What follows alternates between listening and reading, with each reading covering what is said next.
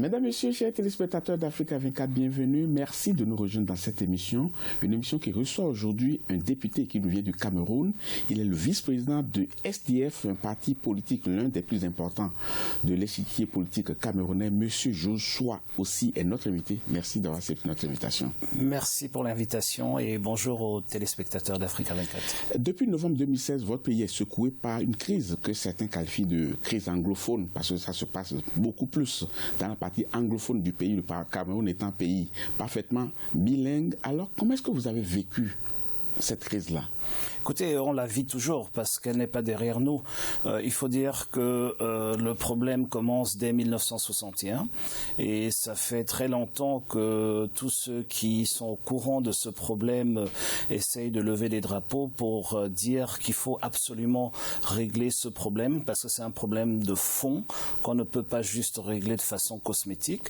Mais malheureusement, après la rentrée de l'année écoulée, les mouvements, donc les organisations de la société civile ont décidé de porter la revendication dans la rue et c'est passé d'une revendication qui était plus ou moins silencieuse mais connue de tous les Camerounais à un mouvement populiste qui aujourd'hui propose jusqu'à la sécession. Vous savez, un mouvement populiste normalement essaye de donner des propositions qui sont à l'extrême de ce que l'establishment peut accepter et je crois que le régime est tombé dans son propre piège parce qu'il y a eu malheureusement pour la cohésion nationale une sorte d'adhésion à ce discours-là des populations dans ces deux régions et aujourd'hui nous avons l'impression que le régime est un peu perdu parce qu'ils ne savent pas comment apporter une réponse à un mouvement populiste parce que le régime lui-même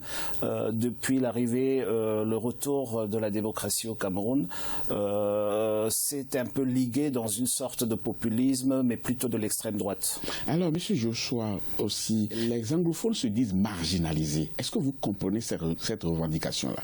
On la comprend. Vous savez, le problème anglophone, au fait, la crise anglophone est issue, parce que je dis toujours que il y a une crise anglophone dans la région du nord-ouest et du sud-ouest du Cameroun, et d'ailleurs sur toute l'étendue du territoire, mais le problème de cette crise est à Yaoundé. Et donc, c'est un problème de malgouvernance qui fait en sorte que cette marginalisation est vraiment visible. Vous dites que le problème est à Yaoundé. Tout à fait. Comment? Expliquez-nous. Mais parce que la Constitution, parce qu'on a un régime d'extrême droite qui ne respecte pas sa propre Constitution. En personne ne l'a obligé à se donner cette constitution-là. Cette constitution donne des droits à tous les Camerounais que juste une petite élite aujourd'hui s'accapare. Et donc la population, les ressortissants ou les habitants, les ressortissants, les populations du nord-ouest et du sud-ouest se voient marginalisés par rapport à leur statut initial.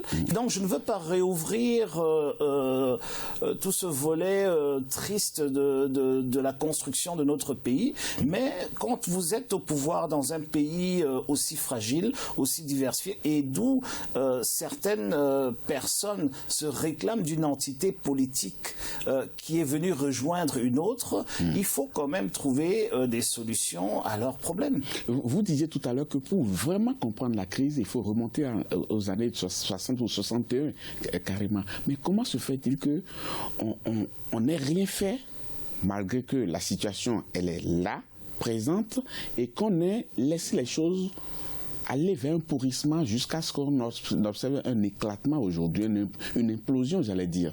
Il n'y a pas encore d'implosion ni d'éclatement, je ne voudrais pas utiliser ces termes. Il y a un mouvement populiste qui répond à un autre mouvement populiste qui malheureusement est au pouvoir.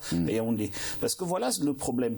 Et donc les deux sont dans les deux extrêmes de l'échiquier politique camerounais aujourd'hui. C'est-à-dire d'un côté, vous en avez qui menacent de sécession, et de l'autre, vous avez un régime d'extrême droite qui est au pouvoir au Cameroun depuis,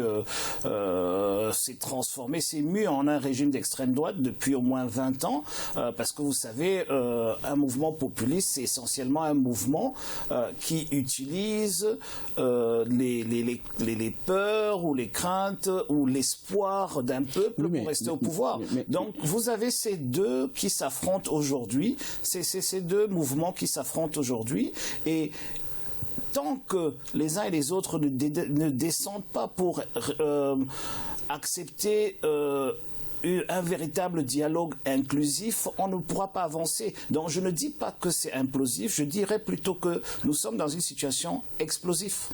Mais une chose quand même qui étonne, c'est que on se demande, est-ce que le gouvernement n'a pas fait quand même un certain nombre de choses pour pouvoir corriger un tant soit peu, même si ce n'est pas l'idéal? Le régime qui gouverne ce pays est incapable de gouverner un pays démocratique et digne. Pourquoi? Parce que vous ne pouvez pas apporter...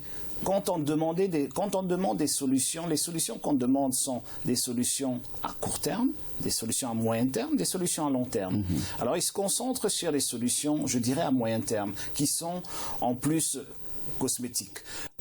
Ce que les Camerounais, dans leur immense majorité, demandent, c'est qu'on arrête avec cette mauvaise gouvernance, qu'on commence à respecter nos institutions, et la première desquelles la Constitution. C'est-à-dire qu'on arrive à cette décentralisation qu'on demande. Si depuis l'installation en 1996 de la décentralisation dans notre Constitution et l'arrivée douloureuse de la loi consacrant cette décentralisation en 2004, on aurait respecté ce qui était dans la loi et ce qui est dans la Constitution, je pense qu'on n'aurait pas ce problème aujourd'hui. Donc c'est le même problème qu'on a un peu partout. Donc ce qu'on demande au régime, c'est de respecter ses propres lois, pas de créer des commissions qui n'ont rien à faire là-dedans. Vous savez, c'est pas... Quand vous avez un problème, il faut avoir le courage d'accepter que vous avez ce problème. Quand vous êtes malade, vous ne pouvez pas être soigné si vous ne reconnaissez pas que vous êtes malade. Oui, mais les personnes qui se disent marginalisées aujourd'hui estiment qu'il y a deux solutions possibles. Soit tous les Camerounais sont plus ou moins marginalisés. Tous les Certains quand même se retrouvent à travers ce qui se fait au quotidien aujourd'hui. Je parle du peuple camerounais, donc pas de l'élite gouvernante, du peuple camerounais. Ce peuple est marginalisé. Aujourd'hui, le problème que le gouvernement a, c'est que vous avez une partie de ce peuple qui est issue d'une entité politique et donc qui utilise un contentieux historique pour revendiquer cette marginalisation-là. C'est ce que le reste n'a pas. Mais dans tout le Cameroun, nous avons le même problème. Et le fait que cette décentralisation n'existe pas aujourd'hui est décrié par tous les Camerounais. Je pense qu'il y a un sondage qui est sorti dernièrement d'un institut respectable et qui nous a démontré, sur un échantillon de 9000, je ne sais plus combien de sondés, sur toute l'étendue du territoire, que 74% des Camerounais voulaient un système fédéral. Donc la nature et la forme de l'État est un débat profond, oui, mais qui a été accaparé, qui a été kidnappé par M. Biya en 84 avec son décret. Et donc les Camerounais, ce qu'ils demandent aujourd'hui, c'est de revenir en arrière. Pas forcément, et nous sommes les premiers qui disons que le retour en arrière dans le fédéralisme, c'est pas dans sa forme géographique. Oui, mais quand on écoute quand même les gens qui sont au pouvoir, je n'ai pas du tout ce qu'ils pensent. Parce qu'il y a deux propositions possibles. Il y a ceux qui prônent le fédéralisme, il y a ceux qui prônent carrément la sécession. Ni l'un ni l'autre.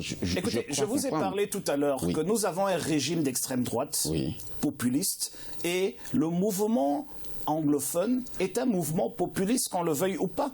Et quand vous êtes dans des mouvements populistes, les deux sont dans les extrêmes. Ok ? Pourquoi est-ce que, à la place, vous savez, vous avez je dirais le mouvement anglophone est un mouvement populiste d'extrême gauche, parce qu'il va directement du peuple vers l'élite, c'est-à-dire c'est une revendication populaire qui est portée vers l'élite. Mais selon vous...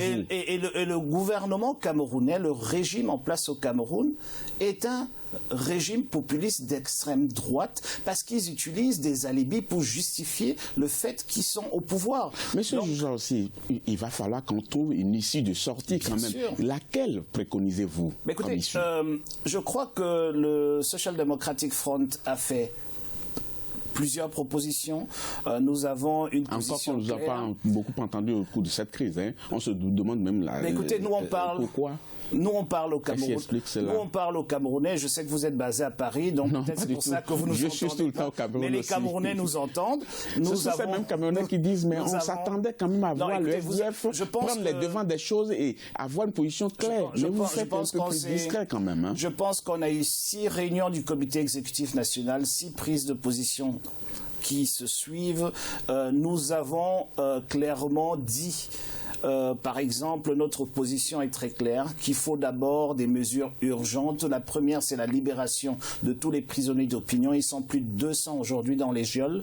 La deuxième chose qu'il faut faire immédiatement, c'est démilitariser, d'arrêter l'état d'urgence dans ces 2 régions.